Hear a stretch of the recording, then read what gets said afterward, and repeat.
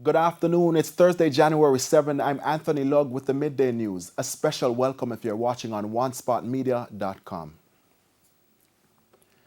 DC's Metropolitan Police Department last night made 68 arrests following an insurrection at the U.S. Capitol. Most of the arrests were made for curfew violations after DC Mayor Muriel Bowser imposed a 6 p.m. curfew in the District of Columbia.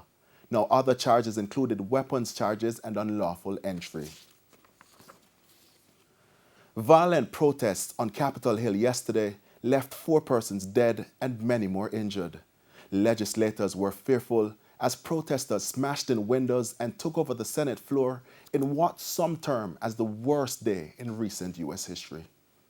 U.S. lawmakers placed the blame for Wednesday's insurrection squarely at the feet of outgoing President Donald Trump. Democratic Senator Chuck Schumer said President Trump's rhetoric has served to egg on his supporters. Make no mistake, my friends, today's events did not happen spontaneously. The president who promoted conspiracy theories that motivated these thugs, the president who exhorted them to come to our nation's capital, egg them on. He hardly ever discourages violence and more often encourages it. This president bears a great deal of the blame. You can't explain what happened yesterday. It was a sad day for our nation. I was shocked, I was heartbroken, and I was pissed off and angry by seeing this violent mob. This wasn't protest, this was anarchy last night. Republican Nancy Mace says what happened was due to misleading information that members of Congress could overturn and usurp the Electoral College in a single vote to object yesterday. Senate Majority Leader Senator Mitch McConnell also responded to the riots. Criminal behavior will never dominate the United States Congress. This institution is resilient. Our democratic republic is strong. The American people deserve nothing less. Among the calls from some Republicans is for the 25th Amendment to be invoked. According to the text of the amendment, to forcibly wrest power from Mr. Trump, Vice President Mike Pence would have to be on board. This president has challenged every norm, and now he's gone too far. And it's a genuine question today whether he can keep our country safe for the next 2 weeks. And I hope that Vice President Pence and the cabinet are seriously considering the 25th Amendment, because it's not clear that he can keep us safe as Americans. U.S. Representative Jason Crow said there was a 15 to 20 minute period where they were surrounded and had no way out. I never thought that I would have to be in a situation of having to fight, certainly as a member of Congress, the United States Capitol on the House floor in the year 2021. Vice President Mike Pence also condemned the acts of the pro-Trump rioters. To those who wreaked havoc in our Capitol today, you did not win. Violence never wins. Freedom wins. O'Shane Masters, TVJ News. After a violent scene at the U.S. Capitol, Congress got back to work last night. But there are still some serious questions surrounding the pro-Trump riots at the Capitol, especially about the final days of the Trump White House. More from the CNN. While the nation's capital was under an overnight curfew, Congress got back to work, finishing what they had started yesterday afternoon. Just before 4 a.m. Washington time, they certified Joe Biden's win over President Trump in the November election. It was a process that was interrupted when supporters of President Trump stormed the Capitol in a manner that was largely unprecedented. It was violent. They ransacked offices. They took spots on the Senate and the House floor. It was a dangerous, tense situation, one that President Trump did little to calm, even though he had whipped the supporters into a frenzy at a rally that took place on the National Mall just prior to their arrival at the Capitol. Once Congress was able to resume their duties, some Republicans who had initially said that they would protest the Electoral College votes had backtracked on those decisions, disturbed by what they had seen and also how little President Trump had done to calm the protesters who were at the Capitol on his behalf. Washington is waking up with a lot of questions, in particular surrounding the final 13 days of the Trump administration. He was locked out of Twitter for 12 hours, so that kept him largely quiet. The White House did release a statement in which he says there will be an orderly transition of power on January 20th, the date that Joe Biden is scheduled to be inaugurated. But there are a lot of questions, even among those in his own administration, about what could transpire. Some staffers submitted their resignations after they were disturbed at how little President Trump did to calm the protesters at the Capitol yesterday. Others are worried about what is to come. And of course, everyone around Washington and the world will be watching. Meanwhile, world leaders have issued strong condemnations of rioters who stormed the U.S. Capitol building in Washington on Wednesday. There's a mixture of shock, disbelief, horror. We are hearing very strong words coming from world leaders like Boris Johnson, the Prime Minister here in the United Kingdom. He said, disgraceful scenes in the U.S. Congress. The United States stands for democracy around the world, and it is now vital that there should be a peaceful and orderly transfer of power. That sentiment also echoed by the Canadian Prime Minister, Justin Trudeau, who said Canadians are deeply disturbed and saddened by the attack on democracy in the United States, our closest ally and neighbors. Violence will never succeed in overruling the will of the people. Democracy in the U.S. must be withheld, and it will be. And we're definitely seeing as well, Jake, the gloves are coming off. If any one of the U.S.'s allies had tried to adhere to diplomatic norms, had tried to avoid calling President Trump out by name and laying this blame at his feet, we're now seeing a change in that, where he's seeing the Irish foreign minister saying a deliberate assault on democracy by a sitting president and his supporters. The world is watching. And following the riots, members of the Trump administration have started to resign. Stephanie Grisham, the current chief of staff for First Lady Melania Trump, submitted her resignation Wednesday afternoon with immediate effect in the wake of the violent protests. She was one of the longest-serving Trump administration officials, having begun working for then-candidate Trump in 2015 as a press wrangler on the campaign trail. Grisham's resignation was followed by Matt Pottinger, President Trump's deputy national security advisor, who also resigned Wednesday afternoon. Now, early this morning, Mick Mulvaney, Trump's former chief of staff and current special envoy to Northern Ireland, confirmed his resignation. In an interview with CNBC, he said he called Secretary of State Mike Pompeo Wednesday night and resigned. The Commerce Department's Deputy Assistant Secretary for Intelligence and Security, John Costello, has also tendered his resignation. Meanwhile, CARICOM Chairman Dr. Keith Rowley says he's deeply saddened and concerned at the unprecedented scenes that unfolded at the Capitol building.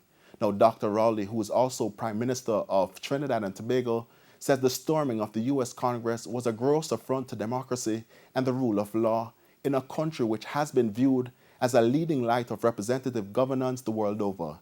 He says CARICOM looks forward to the restoration of the order and the continuation of the process of transfer of power in a peaceful manner.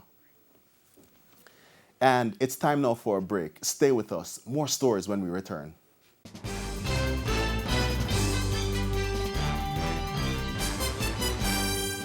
Welcome back. Continuing the news. Tensions are high in a section of the Mountain View community following the recent murder of a man. The police have increased their presence, but at least one pastor in the community is saying more needs to be done. Every night, gunshot fire. So long as the police not upon the ground, every night gunshot fire. That's the grim reality for residents of Burger Avenue in Mountain View, East Kingston.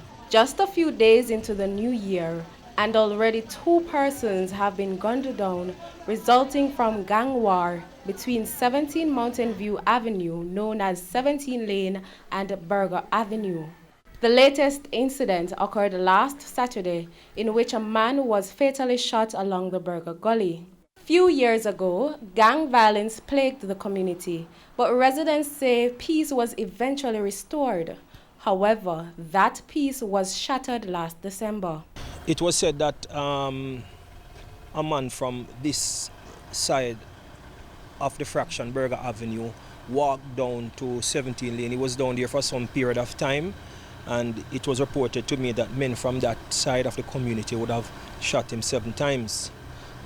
In response to that, I was told that men from this section, the top part of Berga went down there, and the litter house was set on fire. That fire left 4 different families homeless.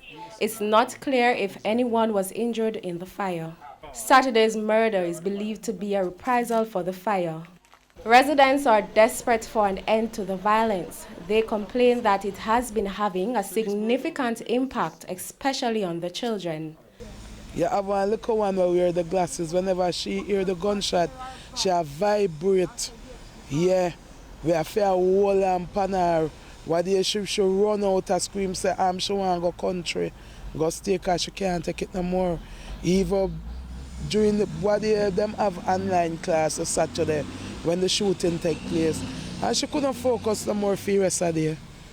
She lose focus because all her mind upon more shot go fire. Nobody cares when the shot fire, who fire it.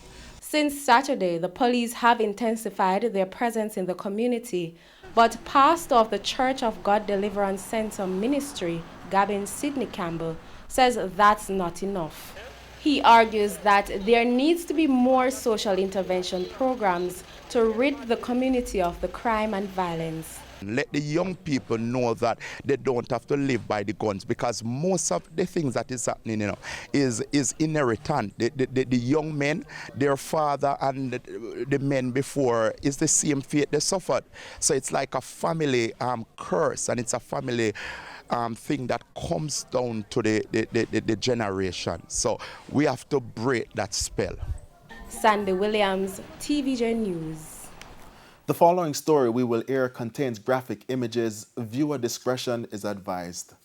The man who was killed during a shooting incident along Old Hope Road in St. Andrew has been identified as 53-year-old Carl Davidson of a Kingston 11 address. 3 others, including one of Jamaica's most feared gangsters, Kevin Tyndale, otherwise known as Richie Poo, were injured during the attack. It's reported that about 4 o'clock, the men were traveling along Old Hope Road when they stopped to purchase fruits. 2 men drove up on a motorcycle and opened fire on them. The gunmen escaped. The police believe Mr. Tyndale was the target of the gunmen. Tensions are brewing between some residents in Greenwood, St. James, and a developer over a blocked drain. The people staged a protest in the area on Wednesday. As for the developer, he says he's done nothing wrong. They may be small in numbers, but that would not stop this group of residents from Greenwood and St. James from getting their voices heard. On Wednesday, the residents took to the streets to protest about an issue they say has been a nightmare for several months: a blocked drain. And all fingers are being pointed towards this development. We cannot accept that, because when the rain falls, the water bank up and people cannot go into their house. We're talking about 3-4 feet of water, especially right there. If you pump dry, you shut off in there. You can't come out, you have to go like a swim, you go swim. I do business here. My customer is greatly affected just the same, and it's been like a disaster for me. So I would like the government to just step in and just clear this up and make we can live peaceful and have a happy Greenwood. It's understood that several meetings have been held with the developer to rectify the situation, but despite the residents' best efforts, nothing has changed. I think it's a very selfish and cruel act. We have tried to meet with the landowners on several attempts to see how best we can, have the situation rectified and have the drain be, put back in place. But, it's pointless. Anthony Murray is the councillor for the Rose Hall Division in St. James. The matter has been brought to the St. James Municipal Corporation at our planning and infrastructure meeting. And notice has been served to the persons who have been doing that development. However, we realize that the action has not have been abated. But in a telephone interview with our news centre, the developer Robert Stevens said all the work he has done was on his property. I'm not encroaching on the NWA drain because the drain is not theirs. It was illegally dug by the community through the lands them. From them built up the roads, the highway, the water start back up over a certain part, and what them do, them dig their own drain through people lands. He insists the issue residents are facing is caused by a nearby drain. What is really backing up the water is that the culvert, the government culvert, is is clogged up, right? They are not protesting to clean the culvert system to drain off the water. They are protesting on my land. Anthony Lug, TVJ News. No water in over 20 years. That's the cry from residents in the Boys Contents and Catherine who've been struggling to find alternative means to get water. More in this report. We want water! Yes. Water! Yes. We want a content! Yes. Water! Frustrated after waiting for years and still no water in their community. For some, the rain is their only source. You have your toilet to flush. Like God, you build a little dirty water, you have to take it and flush the toilet. From me live here, from me yard, there me need till it up on me head right now. And me can't get no water here, so. If Almighty God no fall rain, we don't have water content. Others have to either purchase water or journey miles to this pipe to fill containers. But it's a challenge for those with no vehicle. For a long time, I grew up as a youth. You see me, I say, no, I mean them call name wickedness. I mean, I spray man boy. I mean, use the most water. For every day, I have to rub down vehicle. And a long time, I have to go gully for water. I plan to all buy donkey for car water. Yes, man. I mean, I have no water in my place. You see me, I say. Place develop. Look up at the place and no water. If we don't have car, truck, we buy water. How much thousand we have to pay? 6,000-7,000 for a tank. They're also outraged by bills sent for water they are not receiving. Every month, water bill come for people in our place. Someone know where that far we not get no water. They're appealing for the government to find a temporary solution until water is restored to the pipes. We've been depending on rainwater. So we would like MP, councillor, any representative for community if you can assist with it. If I even with chuck water. In the meantime, one resident offered this solution. We have a lot of rivers and springs here, but no one want to buy any pump, no one want to buy any pipeline line. They don't want to do that. They don't want to spend any money to get that because we have water. If you go far in the bushes, we have rivers and dams and spring. Right now we have a spring where there's a catchment and the water that's running out of the side of the tank from the spring. The only thing is it's not on the main road. People have to go all the way in the bushes. So if they get something to set at that reservoir to catch the water properly and to feed it back to the community to some standpipe or something, that will. Several persons staged a peaceful demonstration outside the Heart NSTA Trust offices on Glenmore Road in Clarendon Wednesday afternoon. They're asking that the Heart NSTA Trust rethink its plan to separate from the Meadowlands Centre of Excellence in Maypen. They fear that the funding and support of the Heart NSTA Trust, if taken away, will ultimately lead to the closure of Meadowlands. The Meadowlands Centre provides training in hospitality and health care, and at present has over 50 students and at least 6 permanent and temporary staff. The protesters say most of the students are at-risk youth. The placard-bearing protesters also wore masks and observed physical distance during the demonstration.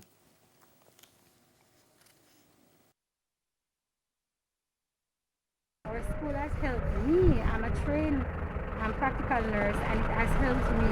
Right now I can further go overseas to do my job.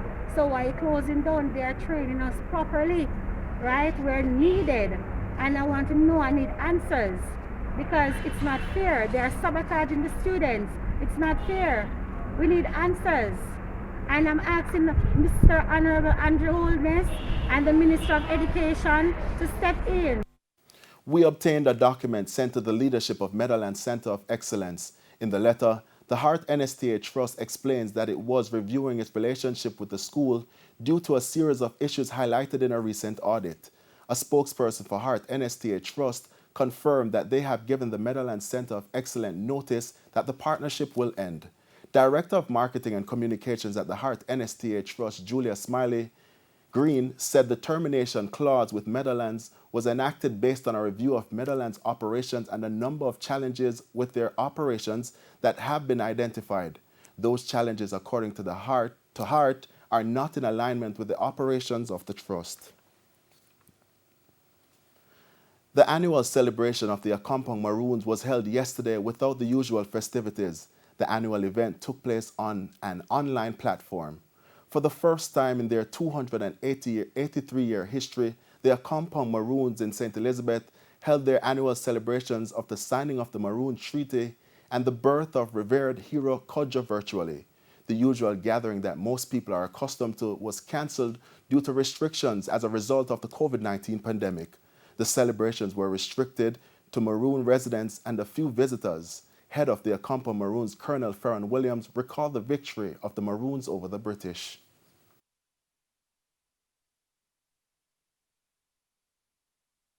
We are the first person to defeat a powerhouse in fighting as the British at the time. They were the mightiest of all. Lo and behold, we have to use strategies. When I say we, I'm talking about my foreparents because I want to identify with them. The Maroons were the only little band of people to have beaten the British at war. And they got their independence here in Jamaica before Jamaica got its independence from Britain 280 odd years ago. A bus was also donated to the Accompong Maroons to assist with the transport challenges they've been experiencing for years. It is for the community. It will take the performers, citizens in the community, and visitors, actually, when they come to tour the community, will be riding in comfort in this bus to experience the Accompong Maroons community. To some COVID-related news now. Jamaica recorded 38 new COVID-19 cases yesterday, bringing the island's case count to 13,368. Their ages range from 3 to 85 years. Kingston and St. Andrew recorded most of the cases with 16, followed by Clarendon with 5. The country's COVID-19 death toll remains at 306. No death was recorded yesterday. In sports now, Aston Villa have experienced a significant coronavirus outbreak at the club on the eve of their FA Cup third-round tie with Liverpool. The Premier League side said a large number of first-team players and staff are in isolation after returning positive tests on Monday. The club's training ground was closed on Thursday after a second round of testing produced more positive results. Southampton's FA Cup third-round game against Shrewsbury on Sunday was called off earlier on Thursday after a significant number of Shrews players and staff tested positive for COVID-19. And that's the Midday News. I'm Anthony Lugg. Join us at 7 for Primetime News. On behalf of the news, sports, and production teams, good afternoon.